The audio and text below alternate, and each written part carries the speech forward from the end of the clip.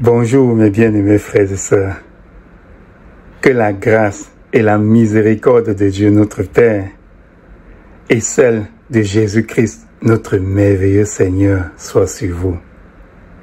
Mes bien-aimés, nous aimons tous qu'on nous fasse des faveurs, que ce soit pour nous soulager d'un gros stress financier ou tout simplement que ce soit le fait de nous insérer dans un fil d'attente afin que l'attente nous soit moins longue. Nous aimons tous qu'on nous fasse des faveurs. Mais les faveurs qu'on nous fait aujourd'hui ne peuvent-elles pas devenir un piège pour nous dans un futur proche? Ou bien ne peuvent-elles pas devenir un piège pour nous dans un futur lointain? Dans le livre des Proverbes, au chapitre 23, les versets 6 à 8, le roi Salomon dit ceci. Ne mange pas le pain de celui dont le regard est malveillant et ne convoite pas ses friandises, car il est comme les pensées de son âme. Mange et bois, te dira-t-il, mais son cœur n'est point avec toi. Tu vomiras le morceau que tu as mangé et tu auras perdu tes propos agréables.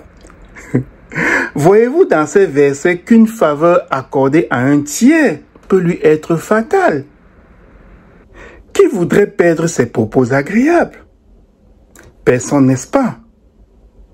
Et ce serait difficile pour vous de saisir la profondeur des mots du roi Salomon, à moins que vous n'ayez vécu une expérience similaire. Moi, j'en ai vécu une et je vais la partager avec vous. Je vis au Québec, dans une des provinces du Canada. Il y a de cela 4 ans, je travaillais en rotation dans une mine de l'Alberta, l'Alberta qui est une autre province du Canada. Donc je travaillais là-bas 14 jours dans la mine en Alberta et 14 jours de repos chez moi au Québec. Par rapport au Québec, l'Alberta n'est pas la porte d'à côté. Alors, je voyageais parfois jusqu'à une journée pour aller à la mine et encore une autre journée pour retourner chez moi au Québec. Je prenais un avion du Québec à destination de l'une des villes principales de l'Alberta et de là-bas, un autre avion me menait jusqu'à la ville minière. Et au retour, un avion me prenait de la ville minière à destination de l'une des villes principales de l'Alberta. Puis, de là, je prenais un autre avion qui me menait jusqu'au Québec, donc chez moi. C'était un trajet très éprouvant. Le retour surtout car, le jour du retour, on travaillait 12 heures dans la journée et puis, il fallait ensuite se taper des heures de voyage. Mon premier avion, généralement quand j'avais terminé le travail à 18h30, donc mon premier avion me prenait vers 20h30 de la ville minière et atterrissait dans la ville principale de l'Alberta vers 22h30. Et puis, parfois j'avais un vol pour le Québec vers minuit et demi, ce qui m'arrangeait, puisque je pouvais dormir dans l'avion. Mais, parfois, mon vol devait être à 6h30 le lendemain matin et c'était difficile pour moi car j'avais 2 options. Soit j'allais prendre un hôtel non loin de l'aéroport pour dormir 2 heures ou 3 heures de temps seulement et payer entre $150 et $200 pour dormir 2 heures ou 3 heures de temps car les hôtels près des aéroports sont très chers. Et la deuxième option, c'était soit je dormais sur un banc de l'aéroport 4 à 5 heures de temps pour attendre mon vol du matin. Pour quelqu'un natif d'un pays d'Afrique noire comme moi, qui a vécu la grosse misère, le calcul n'était pas difficile à faire. $200 pour 3 heures de sommeil, c'était trop cher payé pour moi. D'autant plus que, dans ma tête, ces $200-là équivalaient près de 90 000 francs CFA, là-bas dans mon Cameroun natal. Et ça, c'était le salaire mensuel d'un travailleur moyen. Alors, je préférais dormir sur un banc pendant 4 heures ou 5 heures de temps et conserver cet argent pour aider une personne qui serait dans le besoin là-bas dans mon pays natal. Tant que je dormais sur mon banc d'aéroport, je n'avais aucun problème de conscience.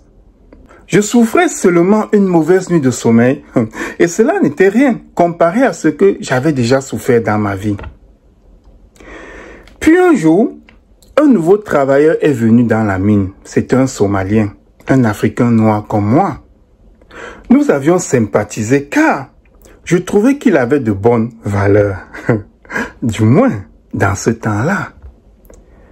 Ce Somalien-là, il habitait en Alberta, dans une des villes où mon avion faisait escale avant que mon voyage ne continue vers le Québec.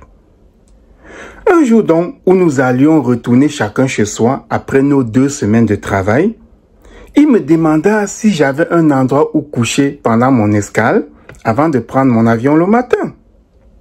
Je lui répondis que j'attendais sur un banc à l'aéroport 4 à 5 heures avant mon embarquement. Il eut de la compassion pour moi et je pense que son sentiment était sincère. Il appela sa femme et lui annonça qu'il reviendra avec un invité. Il lui fit préparer la chambre d'amis et lui demanda de m'apprêter un plat de nourriture. Cette nuit-là, je dormis chez lui après avoir bien mangé et très tôt, il se leva même pour m'appeler un Uber afin que je me rende à l'aéroport. J'étais tellement content que j'ai béni cet homme pour le geste qu'il avait posé pour moi. Quelque temps après, je démissionnais de cette mine où je travaillais car les conditions ne me satisfaisaient pas. Puis, ce Somalien, plus tard, il démissionna aussi et on se perdit de vue. Le temps a passé et nous nous sommes retrouvés dans une autre entreprise ensemble et nous avons cheminé un petit bout avant que nos routes se séparent encore. Mais il y a 2 semaines aujourd'hui, je l'ai retrouvé de nouveau alors que j'entamais un travail sur un nouveau chantier. Il était contrôleur de qualité sur ce chantier de construction et moi, j'étais inspecteur en assurance qualité pour une entreprise sous-traitante. Nous étions contents de nous retrouver après tout ce temps. Mais cela ne dura pas. Pendant mon travail d'inspection, il se trouva que je ne pouvais inspecter en entier certaines pièces. Et ceci dû à une erreur d'appréciation de l'entrepreneur. Mon frère somalien, qui savait que j'étais un homme de Dieu et que je ne pouvais ni mentir, ni me laisser corrompre, il vient me demander de lui faire une faveur. Et cette faveur, c'était de modifier mon rapport d'inspection en utilisant des mots qu'il m'aurait dictés afin de couvrir l'erreur de l'entrepreneur ou plutôt de couvrir une combine financière dans laquelle il était engagé dans ce projet. Et lorsque je lui dis que je ne pouvais faire ça, que ça allait entacher mon intégrité devant Dieu, alors il me rappela la faveur qu'il m'avait faite en me gardant une nuit chez lui. Puis, il essaya de me faire passer pour un ingrat de ne pas vouloir lui faire une faveur en retour. Mes frères et sœurs, je tombais des nues. Si cet homme m'avait demandé de le garder et de le nourrir pendant 1 semaine, pendant 1 mois, ou bien même pendant 1 an chez moi pour le service qu'il m'avait rendu, je n'y aurais pas trouvé d'inconvénient. Mais cet homme me demandait de l'aider en me mettant à dos l'Éternel que je respecte et dont je crains les commandements. Il voulait que je mente pour le couvrir alors que le commandement du Tout-Puissant demande de ne pas mentir. Voyez-vous? Et j'ai beau essayer de lui parler de mon intégrité et de mon honnêteté à préserver devant Dieu, mais pour lui, les mots qu'il m'avait demandé de mettre dans mon rapport ne me compromettaient pas devant Dieu. Seulement, il ignorait une chose. Dieu ne juge pas à partir des formulations des phrases, comme le feraient des hommes.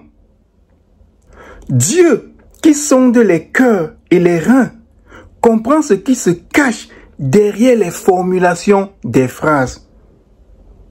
J'aurais pu tromper des hommes que mon frère somalien voulait tromper. Mais je n'aurais pas pu tromper Dieu qui voit ce qui se passe dans le secret. Et comment expliquer cela à une personne qui ne connaît ni ne craint Dieu? Comment lui expliquer cela?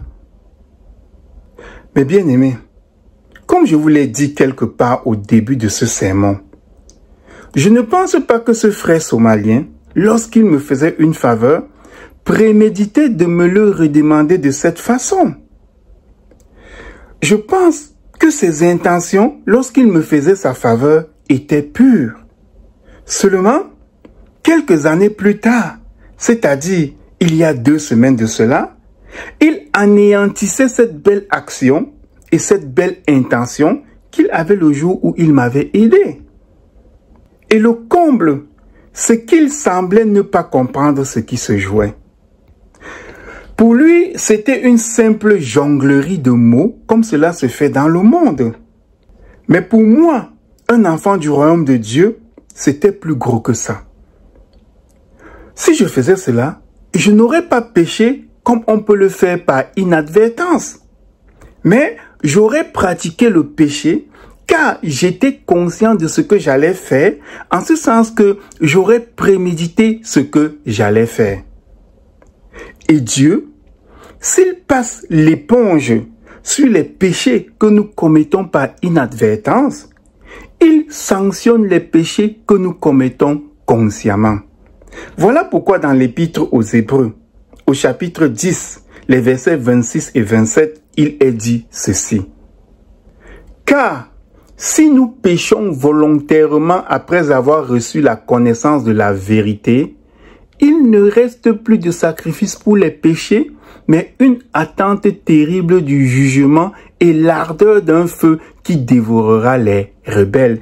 Écoutez bien, car si nous péchons volontairement après avoir reçu la connaissance de la vérité, il ne reste plus de sacrifice pour les péchés, mais une attente terrible du jugement et l'ardeur d'un feu qui dévorera les rebelles.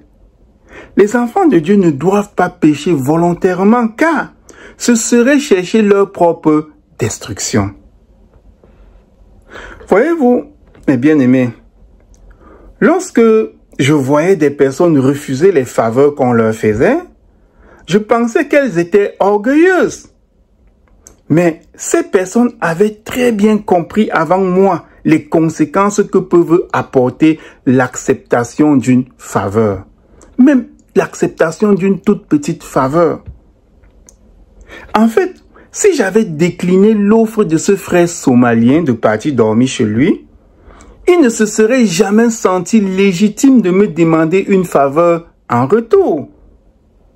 J'aurais certes passé une autre mauvaise nuit de sommeil sur mon banc d'aéroport, mais je n'aurais donné à personne la possibilité de mettre mon intégrité devant Dieu en danger. Car les hommes vont vous donner un petit bout de pain qui coûte à peine quelques dollars ou quelques francs CFA et en retour, ils vont vous demander d'assassiner votre semblable. Et c'est ainsi que ça se passe. Une faveur qu'on nous fait semble quelque chose d'inoffensif. On va y voir de la bienveillance, on va y voir de la bonté, on va y voir de la générosité, mais personne ne veut y voir un moyen de faciliter une corruption future. Dieu, en créant l'homme et la femme, a introduit en eux la notion de la reconnaissance. Nous éprouvons le besoin d'être reconnaissants envers les bienfaits qu'on nous fait. Et les personnes malicieuses et méchantes en profitent pour manipuler leurs semblables. Mais bien aimés, dans le livre des Proverbes, au chapitre 23, les versets 6 à 8, le roi Salomon dit ceci. Ne mange pas le pain de celui dont le regard est malveillant et ne convoite pas ses friandises, car Il est comme les pensées de son âme. Mange et bois, te dira-t-il, mais son cœur n'est point avec toi. Tu vomiras le morceau que tu as mangé et tu auras perdu tes propos agréables. Et le roi Salomon le disait en connaissance de cause. Si j'avais couché sur mon banc d'aéroport, cela ne m'aurait pas valu le préjudice émotionnel que j'ai eu lorsque cet homme m'a taxé d'ingrat de ne pas lui retourner sa faveur.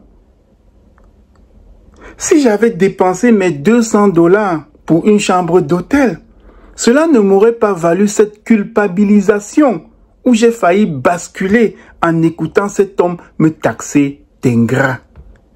Voyez-vous qu'il vaut mieux souffrir le manque plutôt que d'accepter les faveurs de n'importe qui? Combien de personnes transgressent-elles les commandements de Dieu pour honorer en retour une faveur qu'on leur a faite? Combien de personnes? Et ces personnes pensent-elles que Dieu va leur pardonner cela? Mais bien aimés, dans le livre de l'Exode, au chapitre 23, le verset 8, lorsque l'Éternel donne des instructions à son peuple, il leur dit ceci. Tu ne recevras point de présent, car les présents aveuglent ceux qui ont les yeux ouverts et corrompent les paroles des justes. Écoutez bien. Tu ne recevras point de présent, car les présents aveuglent ceux qui ont les yeux ouverts et corrompent les paroles des justes. Une faveur qu'on nous fait, c'est comme un présent qu'on nous donne. Elle aveugle ceux qui ont les yeux ouverts et corrompt les paroles des justes. Autant c'était un commandement de Dieu de ne pas recevoir des présents, autant on devrait s'interdire de recevoir des faveurs des autres, du moins des faveurs venant des personnes qui ne connaissent ou des personnes qui ne craignent pas Dieu. Car qui peut imaginer ce qu'ils peuvent demander en retour pour leur faveur? Mais bien aimés, dans sa première lettre aux Corinthiens, au chapitre 14, le verset 20, l'apôtre Paul dit ceci. Frères, ne soyez pas des enfants sous le rapport du jugement, mais pour la malice, soyez enfants, et à l'égard du jugement, soyez des hommes faits. Écoutez bien. Frères, ne soyez pas des enfants sous le rapport du jugement, mais pour la malice, soyez enfants, et à l'égard du jugement, soyez des hommes faits. L'enfant se jette dans toutes les situations sans au préalable juger des conséquences de son geste. Mais l'homme fait doit sous-peser chaque aspect des choses avant de se jeter dans toutes les situations qui se présentent à lui. Les enfants de Dieu ne doivent pas foncer tête baissée dans les situations qui se présentent à eux, tout simplement parce que Dieu les protège. On a vu Satan demander à Christ de se jeter du haut du temple, car il est écrit que les anges le porteraient afin qu'il ne se fasse pas mal. Et si Jésus-Christ jugeait comme un enfant, il se dirait, « Oh, puisque c'est écrit que je serai porté par les anges, et aussi parce que Dieu est fidèle à sa parole, alors je vais me jeter du haut du temple. » Mais est-ce que Jésus a agi ainsi? Mais non. Le Messie jugea comme un homme fait. Il pensa aux conséquences de son geste et se dit que s'il faisait cela, ce serait tenter Dieu. Alors, il refusa d'obéir à Satan. C'est donc la même attitude que nous devons adopter devant les faveurs qu'on nous accorde. Il faut se demander où, quand et comment cette faveur que j'accepte va-t-elle revenir sur moi par un effet boomerang pour me nuire? Il faut toujours se demander cela. Quand est-ce que cette faveur va revenir vers moi pour me nuire? Et si l'Esprit de Dieu qui réside en nous s'exprime, en nous demandant de nous méfier, alors il faut l'écouter. Il ne faut pas se dire, ah, il me fait une faveur, je ne le lui ai pas demandé, alors je vais accepter. Parce que, après, c'est très compliqué de gérer cette imprudence.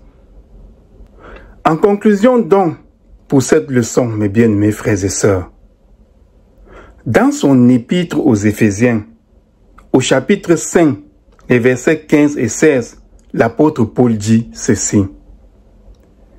Prenez donc garde de vous conduire avec circonspection, non comme des insensés, mais comme des sages. Rachetez le temps, car les jours sont mauvais. Oui, mes bien-aimés frères et sœurs, les jours sont mauvais.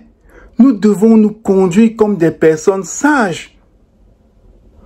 Aucune faveur par les gens du monde n'est sans intérêt, car Satan, leur Père lui-même, donne de façon intéressée.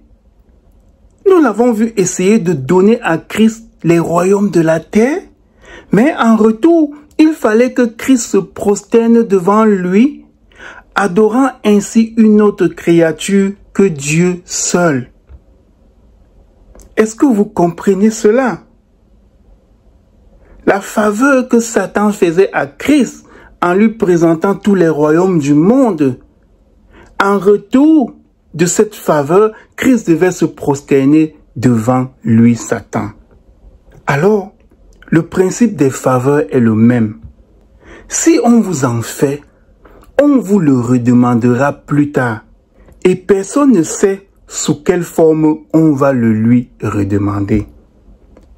Souffrez le manque, mes frères et sœurs, plutôt que d'accepter certaines faveurs, car, comme le pain que le méchant vous dit, mangez, mangez, vous allez vomir cette faveur et vous aurez perdu vos propos agréables. Lorsque Jésus-Christ, notre Maître, nous laissait dans ce monde, il nous donna cette recommandation. Soyez doux comme des colombes, mais prudents comme des serpents. Pourquoi nous faisait-il cette recommandation selon vous? Eh bien, c'est parce qu'il savait que ce monde serait truffé de pièges. Il nous recommandait donc de ne pas avancer comme des poules sans tête, quoique remplis de douceur. Demandez-vous donc toujours pourquoi les gens vous font des faveurs, surtout s'ils ne sont pas des enfants de Dieu. Ne vous dites pas, « Oh, qu'il est gentil !» Mais dites-vous plutôt, « Qu'est-ce qu'il attend de moi? Qu'est-ce que cette faveur va me coûter en retour ?» On va peut-être vous taxer de paranoïaque. On va peut-être dire que vous êtes une personne paranoïaque. Mais faites-vous en tout temps des scénarios et projetez-vous dans le futur. Imaginez ce que celui qui vous fait une faveur peut vous demander en retour. Et si vous ne pouvez pas lui donner en retour ce que vous imaginez qu'il peut vous demander, alors n'acceptez pas ses faveurs. Oui, mes bien-aimés, les jours sont mauvais. Et nous ne pouvons pas vivre aujourd'hui en ce monde comme si tout était normal. Ou bien, nous ne pouvons pas vivre aujourd'hui comme si le monde dans lequel nous vivons est le royaume de notre Père. Alors, que ceux qui ont les oreilles pour entendre, qu'ils entendent. Faites attention aux faveurs qu'on vous accorde. Soyez bénis, mes bien-aimés frères et sœurs.